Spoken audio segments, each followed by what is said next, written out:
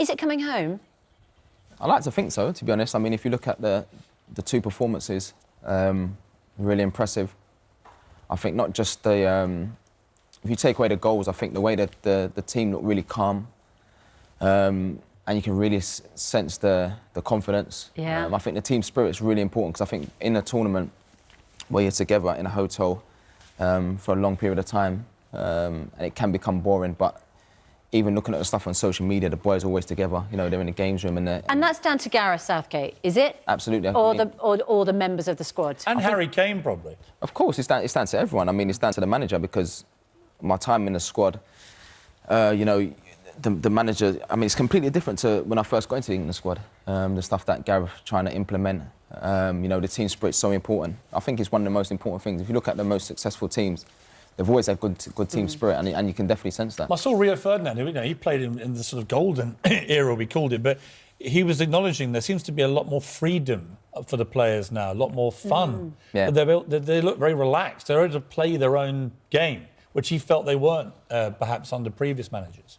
Yeah, I think so. I mean, you can see the freedom and how the players are playing. And, you know, it's not just about them; it's about the team, it's about the squad. You're all in it together, and that's something that. When Harry Kane was 11 years old, he was playing in a cage with a few mates. You drove by in your car with your mate. You got out and you played with him for an hour. Yeah, never forget that. That was funny. Did you think then this guy would be captain of England, banging in goals for fun in a World Cup? No, it was just. I mean, I didn't even know until Harry told me. To be honest, this was like years later at Tottenham, and Harry just. You know, just through conversation, just mentioned, "Oh, do you remember that time you stopped in Chingford?" I was like, "Yeah." Why did you stop? Just random kids playing? I remember I finished training. I was with one of my friends, and we was driving through Chingford.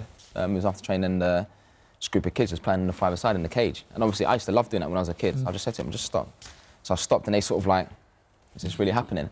So I just basically said to them, "No, just don't worry about it. Let's just play." And then after that, it was good. I mean, we played for about an hour. And obviously Harry was one of the kids there, and when he did you remember him at all from that? I can't remember, because obviously it was so long ago. So he then told you later. Yeah. Then when he told me, I was like, really? I was like, that's crazy. Did you teach him how to take penalties in that cage? Do you know what, Harry? Yeah. To be honest, I'm not saying it because I have to say this, but I remember when Harry first came through at Tottenham. Obviously, he went on loan at different clubs, and you know, just that appetite to score goals. I looked, I was like, this kid, he's just like me. Congratulations on your honour. I know that you received that for the charity work that you've done, but you dedicated it to someone very special, didn't you? Bradley Lowery. Yeah. Who died quite recently. Yeah. And you had formed a very close bond, hadn't you? Yeah. Just tell us a little bit about your thoughts about Bradley Lowery. I mean, it was a special story. And at the time, when you sort of like, I mean, when it was all happening, it was tough, because obviously I knew what was, obviously the inevitable. I knew what was going to happen. But his mum Gemma would say to me, like, he's been in bed all day, he won't eat, he's been in a lot of pain, and he hears your voice and he just jumps up. He'd had this rare form of cancer he was only 6 years old, wasn't he? Six. And he'd had it for more than 4 years, Yeah. just since he was 18 months old. But you were a sort of inspiration to him. But I think he had a massive effect on you as well, didn't he? Of course. I mean, I think it's only normal, to be honest, because I mean, the first couple of times when I'd go to the hospital and see Bradley, I mean, all he wanted was just a cuddle.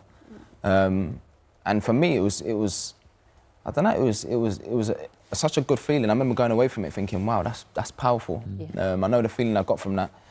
So any opportunity I got, I always wanted to sort of like go to the hospital to see him, even if it was for 20 minutes, or go to the house. And towards the end, it was really difficult to see, obviously, Bradley suffer like that. To have that kind of effect on a little boy like that must make all the work, the training, the sacrifices that lots of footballers do, the injuries, everything. When you see the impact that you as a footballer can have on a little boy like that, it was so profound. And the thing is, you don't actually realise, to be honest.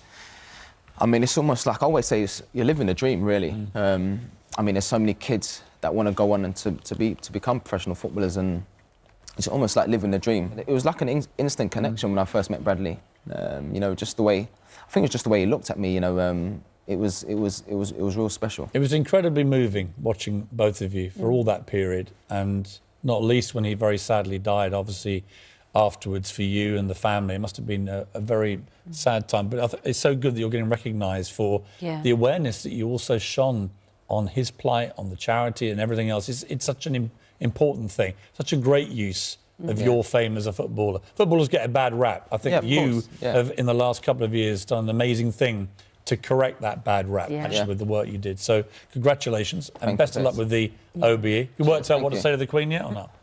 Probably start crying. You know what? Probably start crying. Really? My mum will anyway. Really? Yeah. She'll cry for everyone. Your mum Fantastic. be Well, she very deserves proud. it. She deserves to be proud of you. And of course, if we won the World Cup by then, you can claim all credit for it for teaching Harry Kane and the cage how to kick a ball.